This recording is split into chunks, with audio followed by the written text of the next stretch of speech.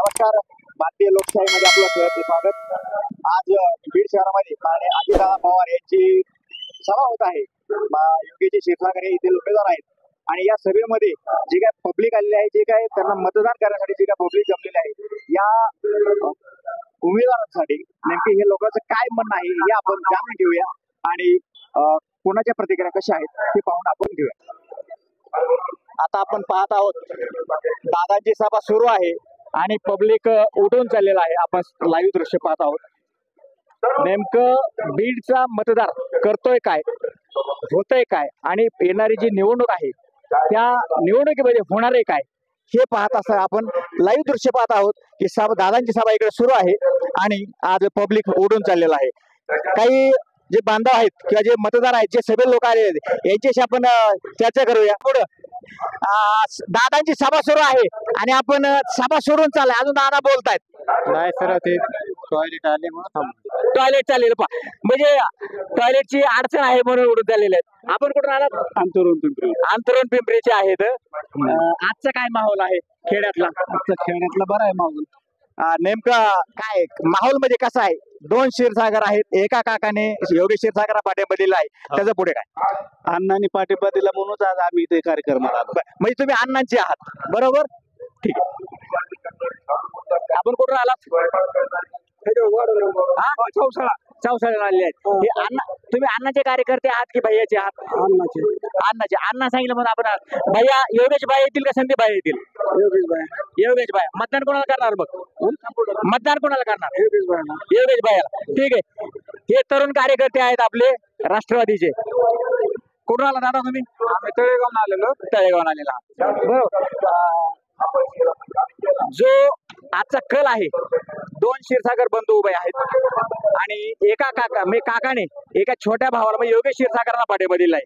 जे आमदार आहेत आता संदीप भैया यांना पाठिंबा दिला असं तर काय झालं असतं?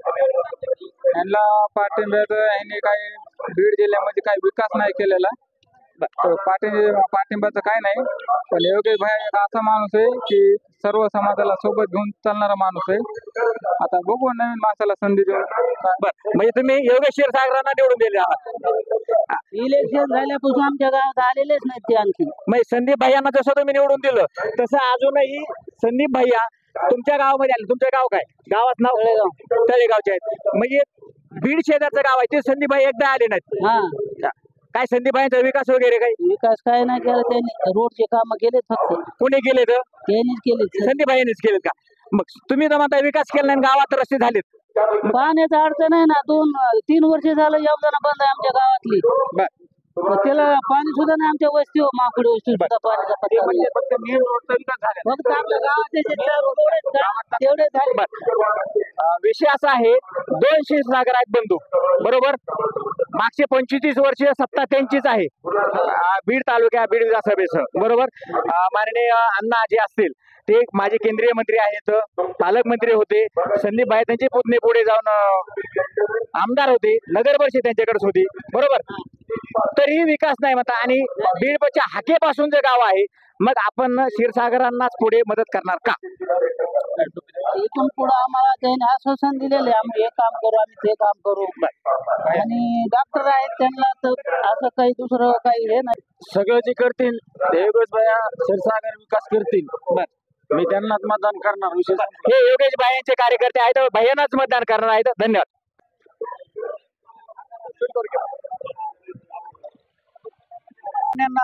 आजही लोक म्हणतात की विकासासाठी क्षीरसागरांना निवडून द्या, बरोबर? मग आता इथून पुढे निवडून द्यायचं असेल तर इथून मागे अण्णा असतील किंवा संदीप क्षीरसागर असतील यांनी विकास केला नाही का? विकास ह्याच्या पहिले पण क्षीरसागराने केलेला आहे, पण काही विकास राहिलेत। आणि पहिलं बीड आणि आताचं बीड एक टिपटिनी वाढलेलं आहे। तरी दरवर्षी 5 वर्षाला 3-4 किलोमीटर बीडचा परिसर वाढत आहे। नवीन पाईपलाईन, नवीन रस्ते, नवीन रोड हे करण्यासाठी दरवर्षी रोड नवे होतात। दरवर्षी सर्व कामं क्षीरसागर घराण्याने करीतच आलेले आणि इथून पुढे पण आम्हाला गॅरंटी आहे की क्षीरसागर घराण्याशिवाय बीडचा विकास कुणीच करू शकत नाही, ही आमची इच्छा आहे। तुम्ही म्हणताय की बीड तिपटीने चुपटीने वाढत आहे, बरोबर. 4 पट बीड वाढलाय, 3 पट वाढलाय, पण बीड मध्ये पिण्याच्या पाण्याची सोय नव्हती. बीडला 15 दिवसाला 18 दिवसाला पाणी येतं. बीडच्या ड्रेनेजची समस्या असेल, बीडच्या घन कचऱ्याची समस्या असेल, याकडे क्षीरसागर घराण्याकडे असणाऱ्या नगरपालिका यांनी कधी लक्ष दिलं आहे का? नगरपालिकेचं क्षीरसागर यांचं अध्यक्ष होते क्षीरसागराचे, पण त्याच्यानंतर 2 वर्ष झालं ते प्रशासनाच्या ताब्यात आहे नगरपालिका. त्या नगरपालिकेला क्षीरसागराचा काहीही संबंध नाही. हे प्रशासनचे जे अधिकारी आहेत यांचं दुर्लक्ष आहे. आता दादा बोलल्याच्या ह्याच्यावर की तळ्यामध्ये पाणी आहे, पण 15 दिवसाला 8 दिवसाला पाणी का?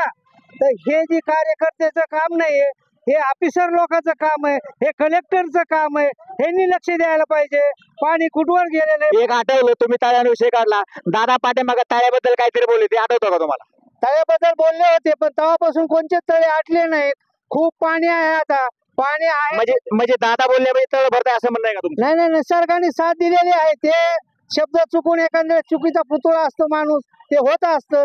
दादाची काही चूक नाही, पण आता जे वारा आहे, 2 क्षीरसागर आहेत, 2 क्षीरसागरामध्ये टफ आहे. इतर अपक्ष असतील, इतर पक्षांचे असतील, तर या दोघांमध्ये जे टफ चाललेलं आहे, त्यामध्ये चांगलं वारं कोणाचं आहे आणि कोणत्या मुद्द्यावरती योगेश क्षीरसागर हे निवडणूक लढवत आहेत? पहिला मुद्दा म्हणजे खुद ते स्वतः डॉक्टर आहेत आणि सुशिक्षित आहेत, आणि बीडकरांना एक सुशिक्षित आमदार पाहिजे. त्याच्या पहिले पण क्षीरसागरांचेच आमदार होते. त्यांनी त्यांच्या पद्धतीने कामं केले, त्यांनी त्यांच्या पद्धतीने 5 वर्ष राहिले.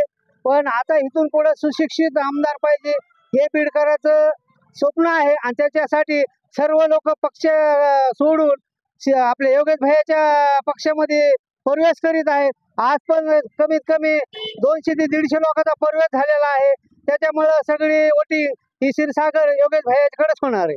म्हणजेच नक्कीच आता काही केलं तरी योगेश क्षीरसागर असतील किंवा संदीप क्षीरसागर असतील, या दोघांनी कोणी जर निवडून आलं तर शेवटी पुढचा हा क्षीरसागरांचा वारसदार हा आमदार असेल. तर धन्यवाद, आपण भारतीय लोकशाहीशी संबंधित केल्याबद्दल. थँक्यू.